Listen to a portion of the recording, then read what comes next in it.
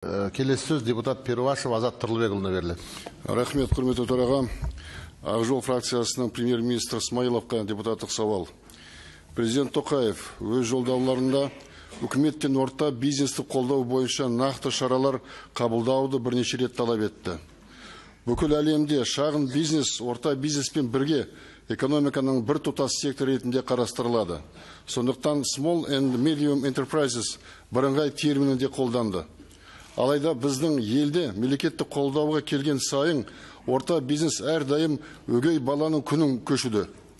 Қолдау шараларының барлығы дерлік не шағын, не ірі бизнеске бағытталған. Мысалы, тексеруге мораторий, салық жеңілдіктері де тек шағын бизнеске ғана арналса, ал инвестмент бойынша преференциялар, мысалы, табысты қайта инвестеуді салығын босату ірі бизнес үшін ғана бар.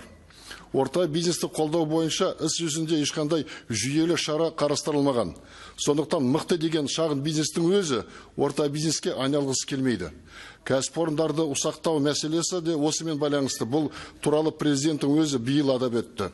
Сонда да орта кәсіпорындар шағын және орта бизнестің субъектілер санының небәрі 0,2% құраса да, ал осы сектордағы өндіріс көлемінің 20% және бүкіл ел экономикасының 6,6% қамтиды. Яғни орта бизнестің экономикалық тиімділігі айқын. Сонымен қатар, егер шағын кәсіпкерлердің көпшілігі сауда мен қызмет көрсету саласында жұмыс істейтін болса, ірі кәсіпкерлік негізінен жер қойнауын пайдаланумен және шикізатты экспорттаумен айналысады.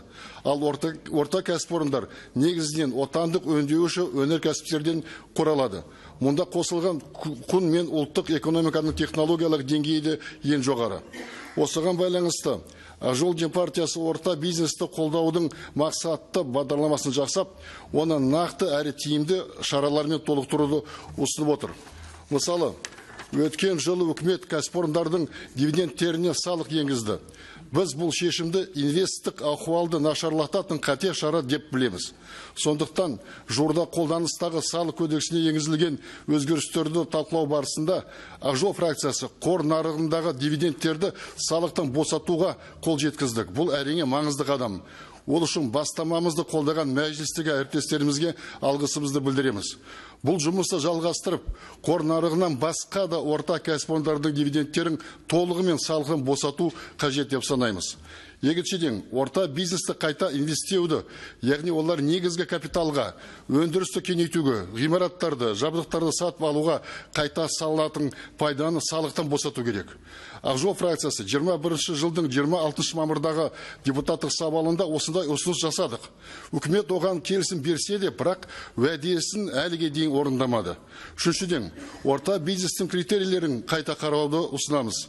Қазақстанда орта бизнеске жылдық айналымы 20 миллион долларға жуық кәсіпорындар жатса, Ресейде 30 миллион долларға дейін, Украина мен Еуроодақта 50 миллион евро, яғни 55 миллион долларға дейін жылдық айналымы бар, яғни 2,5 есе ірі кәсіпорындар кіреді.